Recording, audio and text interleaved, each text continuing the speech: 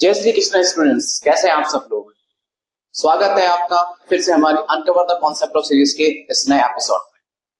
अभी तक हमने मॉल कॉन्सेप्ट पे रिलेटेड जो आईआईटी और जेईई में जितने भी क्वेश्चंस थे हमने उनको बेहतर तरीके से सॉल्व किया और उसकी डिटेल्स को समझाने की कोशिश की है। अब हम आगे के लेक्चर्स को कंटिन्यू करते हैं। हमारा जो आगे का लेक्चर्स है उसके जो हमारा नेक्स्ट टॉपिक है वो है हमारा परसेंटेज कॉम्बिनेशन। तो शुरुआत करते हैं किसी नए एंथुसिज्म के साथ में। मैं वरुण अग्रवाल और ये है आपका अपना और हम सबका चैनल लर्निंग कैफे। चलिए स्टूडेंट्स, तो हमारा आपका जो नया टॉपिक होने जा रहा है, मैं यहाँ पे परसेंटेज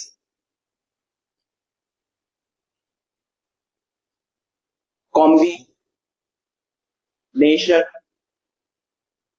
और दूसरा टॉपिक है एम्पिरिकल फॉर्मूला और इसी से रिलेटेड एम्पिरिकल फॉर्मूला से रिलेटेड हमारा नेक्स्ट टॉपिक है मॉलिक्यूलर फॉर्मूला।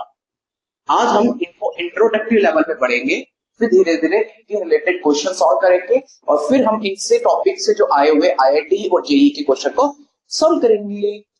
चलिए बेटा, तो हम समझते हैं कि ये टॉपिक क्या कहना चाहता है। देखिए, कहानी इतनी सी है कि हमें बहुत ध्यान से समझना है। इतनी सी कहानी, बट उस कहानी के पीछे कैरेक्टर्स बहुत सारे हैं। केमिस्ट्री एक छोटी सी कहानी है बट कैरेक्टर्स उसमें बहुत सारे हैं। जैसे होता है ना मल्टीकास्टिंग फिल्म, ये भी मल्टीकास्टिंग फिल्म है। आपको हर एक कैरेक्टर के रोल को समझना होता है और फिर सभी के रोल को एक जगह देखिए। जितनी बार मल्टीकास्टिंग फिल्म्स है उसमें क्या होता है, सबका अपना अपना रोल होता है। एट द एंड सबका रोल एक ही पॉइंट पर आकर टिकता है, मतलब सभी एक ही फंक्शन परफॉर्म करना शुरू करते हैं, सभी एक ही काम करते हैं, सबका कहीं ना कहीं एक चीज के साथ आके मिल जाएगी। तो वही केमिस्ट्री में है। ये सब मल्टीकास्टिंग टॉपिक्स है बट अल्टीमेट एम एक है, कहानी का ऑब्जेक्टिव एक ही है। चलिए समझते हैं कैसे। जैसे समझिए, अभी तक आपने क्या पढ़ा कि किसी कंपाउंड में कितने नंबर ऑफ मॉलिक्यूल्स कितने होते हैं, कितने नंबर ऑफ एटम्स कितने होते हैं, कितने नंबर ऑफ मॉलिक्यूल्स कितने होते हैं, राइट। जैसे एग्जांपल मैं आपको क्वेश्चन देता हूँ, ये अब मान के चलो मैं आपको एक पॉइंट देता हूँ। अगर आपके पास भी मान के चलो कि मैं आपके पास में एक नॉन कंपाउंड है, एक नॉन कंपाउंड है कि और एक अननोन कंपाउंड है। अननोन कंपाउंड है, देखिए क्या मतलब है इसका। जैसे ये नॉन कंपाउंड में जैसे हमने एग्जांपल लिया S2 C6H12O6 C2H5OH। H2 water का फॉर्मूला है, ये ग्लूकोज का फॉर्मूला है और ये इथाइल अल्कोहल का फॉर्मूला है सर जी। अननोन कंपाउंड, अननोन कंपाउंड में मान के चलो मैंने आपको कोई एक पाउडर दिया है। मैंने क्या दिया आपको, एक पाउडर दिया है। आपसे कहता हूं कि बताइए, आप बताइए, दो चीजें हैं। देखो ये तो नॉन कंपाउंड है, तो मैं आपसे ये कहता हूं मुझे ये बताइए कि इस H2O में बाई मास या परसेंट, बाई मतलब मास वाइज हाइड्रोजन का कितना परसेंट है, मास वाइज ऑक्सीजन का कितना परसेंट है, मास वाइज कार्बन का कितना परसेंट है, हाइड्रो मास वाइज हाइड्रोजन कितना परसेंट है, मास वाइज ऑक्सीजन कितना परसेंट है, मास वाइज कार्बन कितना परसेंट है, हाइड्रोजन मास वाइज कितना परसेंट है, ऑक्सीजन मास वाइज कितना परसेंट है। आपको ये मास वाइज परसेंटेज निकालनी है तो आप क्या करोगे। ओके, तो ये हो गया परसेंटेज कॉम्बिनेशन। समझ में आया। दूसरा, अब मान के चलो आपको मैंने एक पाउडर दे दिया। अब पाउडर में मैं ये कहता हूं मुझे बताओ इसमें कौन कौन से एलिमेंट है, उनका कितना कितना परसेंटेज है और इस पाउडर का जो एम्पिरिकल फॉर्मूला क्या है, इसका मॉलिक्यूलर फॉर्मूला क्या है। अब देखिए आपके पास में दो सिचुएशंस हो गई। यहां तो चलो आपने स्ट्रेट फॉरवर्ड निकाल लेंगे, आपको हम तरीका बता देंगे। अब अननोन कंपाउंड में आपके पास में पाउडर है। ओके, आपसे कहा जाता है कि बताओ इस पाउडर में कितना परसेंटेज कार्बन है, कितना परसेंटेज इसमें हाइड्रोजन है, या कौन सा एलिमेंट कितना परसेंट है। मान के चलो ऑर्गेनिक कंपाउंड है तो कार्बन हाइड्रोजन होना तो श्योर है, हो सकता है इसके अलावा नाइट्रोजन हो, सल्फर हो, क्लोरीन हो, वगैरह वगैरह वगैरह वगैरह कंपाउंड भी हो। साथ में इस कंपाउंड के अलावा आपसे कहते हैं कि इसका एम्पिरिकल फॉर्मूला बताइए, कि इसका एम्पिरिकल फॉर्मूला क्या बनेगा, इसका मॉलिक्यूलर फॉर्मूला क्या बनेगा साहब जी। सो इन पॉइंट ऑफ व्यू से समझने के लिए आज हम एक टॉपिक है हमारा परसेंटेज कॉम्बिनेशन। देखिए वैसे लैब में को आपको थोड़ी ना आपको एग्जाम में पाउडर देगा और कहेंगे कि चलो उसको एनालिसिस करके बताओ कितना परसेंटेज ऑफ कार्बन है, वो आपको नहीं गिवन होगा। वो तो क्या है कि लैब में हम एक मेथड होता है मास स्पेक्ट्रोफोटोमेट्री, जिससे हम किसी भी पाउडर को एनालिसिस करके उसमें percentage of carbon, percentage of hydrogen या कोई भी कितना एलिमेंट कितना परसेंट है हम निकाल सकते हैं। अगर हमें ये पता चल गया कि कितना परसेंटेज कौन सा कंपाउंड है, फिर उससे हम इजीली उसका हम फॉर्मूला जनरेट कर सकते हैं। ठीक है, वो हो सकता है कोई टिपिकल टॉपिक नहीं। मैं जैसे एग्जांपल एक टॉपिक डिस्कस करता हूँ आज आपसे, परसेंटेज कॉम्बिनेशन H2O को लेकर, इसको लेकर, इसको लेकर। ठीक है, हम दो तीन टॉपिक डिस्कस करते हैं। चलिए मैं इसको रब कर देता हूँ।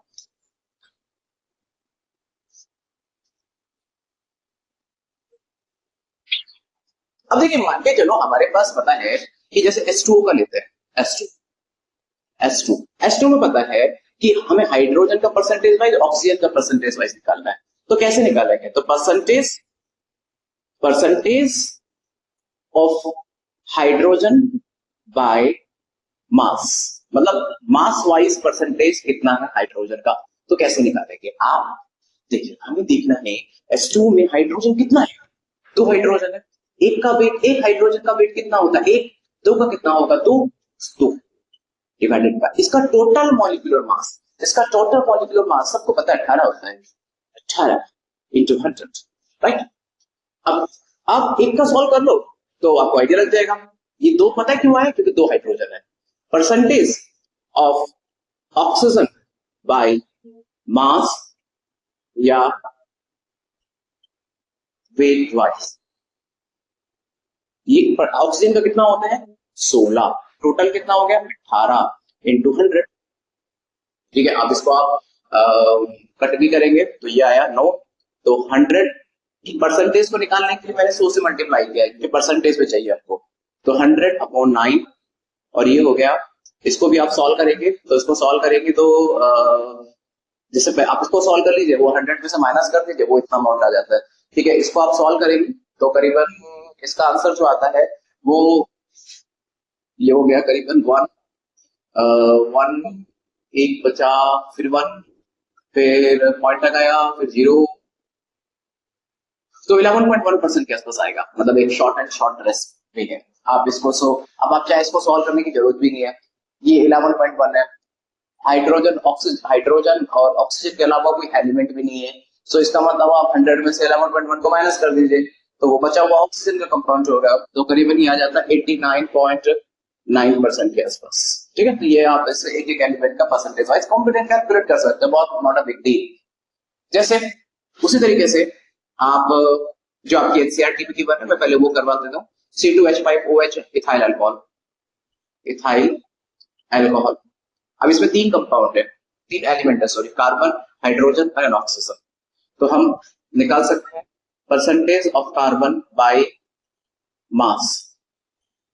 ठीक है, पहले आप ऐसे निकाल सकते हो।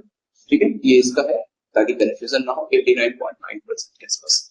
तो सिर्फ सबसे पहले आपको करना क्या है, उस एलिमेंट का जो प्रेजेंट है, उस एलिमेंट जो आपके सामने प्रेजेंट है, उस एलिमेंट का कितना परसेंटेज ऑफ मास। तो देखिए कार्बन का कितना होता है 12। ठीक है जी, अब कार्बन कितना है यहाँ पे, देखिए यहाँ पे कार्बन है 2। तो कार्बन अगर 2 है तो आपको वो कार्बन भी 2 से मल्टीप्लाई करना पड़ेगा, क्योंकि 2 कार्बन है। तो कितना होगा 24 डिवाइडेड बाय C2H5OH का आपको मॉलिक्यूलर वेट। तो C2H5OH का मॉलिक्यूलर वेट कैलकुलेट कर लेते हैं यहाँ पर। C2H5OH तो इसका कितना होता है 12 दूनी 24 प्लस इसका 5 प्लस इसका 16 और प्लस 1, ये आंसर आता है। तो करीबन ये हो गया 25 और 5 30, 30 और 16, 30 और 16 46। सो 30 और 46, 46 ग्राम।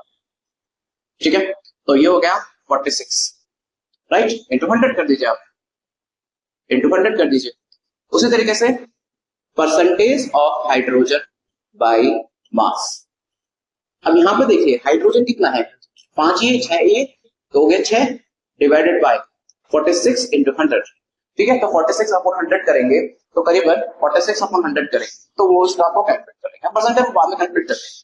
ठीक है, उसी तरीके से अब आपके पास में क्या बचेगा, percentage of oxygen by mass, आपको मास वाइज लेना है, याद रखना, ये मास वाइज कैलकुलेट कर रहे हो आप इसका, क्योंकि वेट बड़ा इंपॉर्टेंट फैक्टर है, क्योंकि इसका वेट से आप कितना वेट इसका कंट्रीब्यूट कर रहा है उस फॉर्मूले में, तो वेट का कंट्रीब्यूशन यहाँ पे दिया गया है। तो ऑक्सीजन का मास निकाल लेंगे, ये 16, ठीक है, हाँ एक ही ऑक्सीजन है, ये ध्यान रखिएगा, अपॉन 46 इंटू 100, ठीक है। अब हम सॉल्व कर लेते हैं, तो इसको कट करेंगे, तो ये होता है करीबन 24, 4 तो इसकी वैल्यू 1 से कम आएगी, मतलब इसको 24/46, सो इसकी वैल्यू करेंगे तो 1 से कम आएगी, तो कब से कम आएगा ये 146, ये हो गया 46, okay 1 something 12, okay okay okay okay okay okay okay, तो 1 पॉइंट समथिंग 12, फिर 0.120 को हम सॉल्व करेंगे, तो ये हो गया अराउंड 120 जो 6, ओके, इसको एक काम करते हैं ना 5, तो 1.5 आंसर आएगा, 1.5, तो ये हो गया डिवाइडेड बाई, तो ये हो गया आपका 100/1.5, तो ये हो गया 1000/120, 1000/15, अब 1000/15 है, अब 1000/15 को आप सॉल्व करेंगे तो करीबन आपके पास में जो आंसर आएगा वो आएगा, इसको आप सॉल्व करेंगे, सो परसेंटेज ऑफ कार्बन,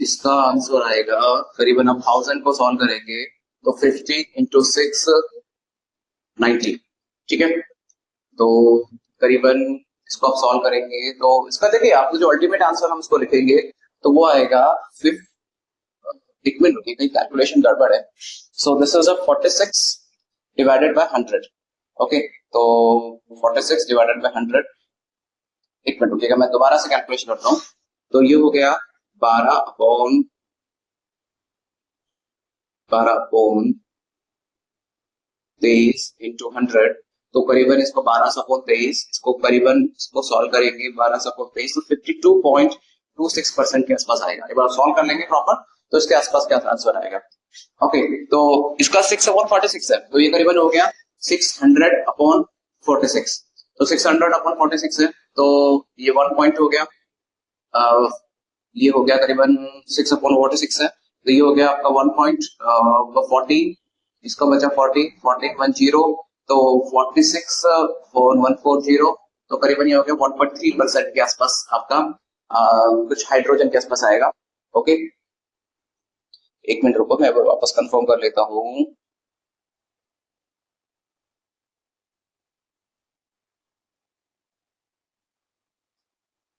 एक मिनट रुकिएगा, अब 100 है, 600/46, तो 600/46, तो ये हो गया करीबन आपका, ये हो गया करीबन 4, ओके, हाँ, तो ये हो गया 143, तो 13 पॉइंट समथिंग 13% आएगा, सॉरी 13.13% आएगा, तो इसको अगर आप सॉल्व ना भी करें तो करीबन ये आ गया आपके सामने 60, ये हो गया 69% समथिंग, तो ये बचा कुचा हो गया, तो करीबन ये आ गया 32% के आसपास आएगा, तो इस तरीके से इसका परसेंटेज बाय वेट आप उसको कैलकुलेट कर सकते हो, मतलब एक सिंपल है मॉलिक्यूलर, मतलब इसका परसेंटेज बाय वेट कितना आता है, इसके हम क्वेश्चन सॉल्व करेंगे परसेंटेज कॉम्बिनेशन के लिए, ये तो एक इंट्रोडक्टरी पोर्शन है, बाद में हम जब इसके लेटर ऑन क्वेश्चन सॉल्व करेंगे तो और क्लियर हो जाएगा, राइट, चलिए मैं इसको भी रब कर देता हूं। अब जैसे एक टॉपिक आता है आपका, इसका एक टॉपिक आता है, ये तो निकल गया आपका कि कितना एलिमेंट का वेट है डिवाइडेड बाय उसका टोटल मॉलिक्यूलर वेट इनटू 100 करके निकल गया। अब एक टॉपिक आता है एम्पिरिकल फॉर्मूला, एम्पिरिकल फॉर्मूला एक टॉपिक है आपका, ये क्या टॉपिक कहता है, ये फॉर्मूला एक्चुअल में डिफाइन क्या करता है, it is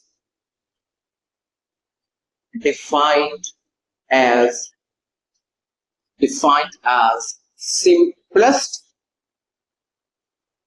whole ratio of elements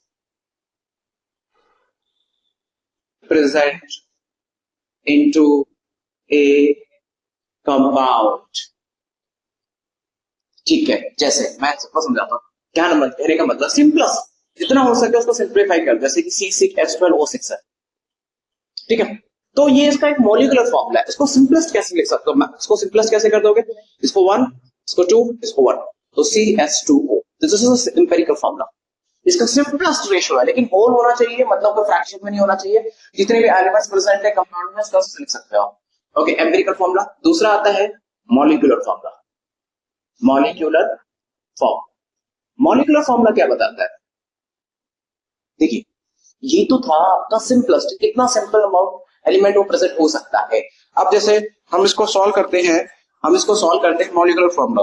तो मॉलिक्यूलर फॉर्मूला क्या बताता है, मॉलिक्यूलर फॉर्मूला बताता है आपका, it represent the actual, it represent the actual number of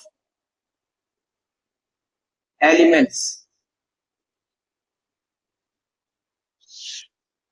ratio in a compound, ठीक है। जैसे एग्जांपल लेते हैं, जैसे ये मॉलिक्यूल, जैसे एग्जांपल ये C6H12O6, ये मॉलिक्यूलर फॉर्मूला है क्योंकि ये एक्चुअलिटी बताता है, और एम्पिरिकल फॉर्मूला उसकी एक्चुअलिटी नहीं बताता, उसके सिंप्लीफाई करके बताता है। और भी आप समझ सकते हो, जैसे H2O2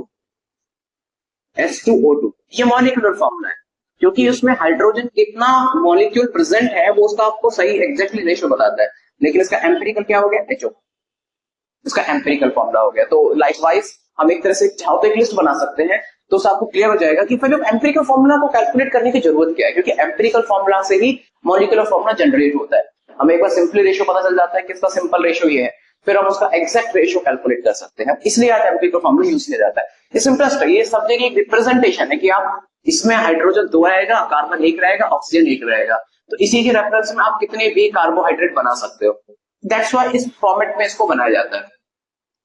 ये क्या है, एक कह सकते हैं कि सिंपल फॉर्मूला है, तो सिंपल फॉर्मूला से आप फिर कोई भी फॉर्मूला आगे डेराइव कर सकते हो, ठीक है। जैसे हम कंपाउंड नाम लिखते हैं यहाँ पे, कंपाउंड नेम एम्पिरिकल फॉर्मूला,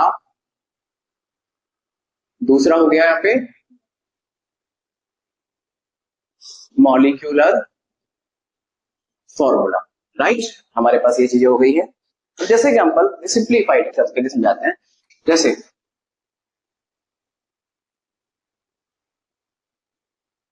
जैसे हम इसको सिंप्लीफाइड करके समझाते हैं,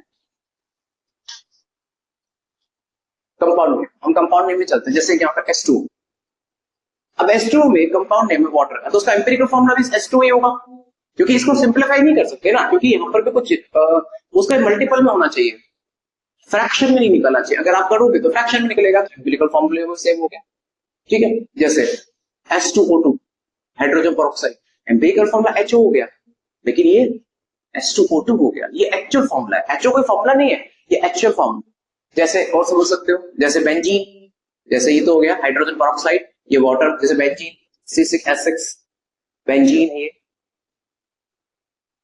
तो ये हो गया C, एम्पिरिकल है तो एक 6 से कट गया तो CH, तो ये बन गया C6H6, ओके।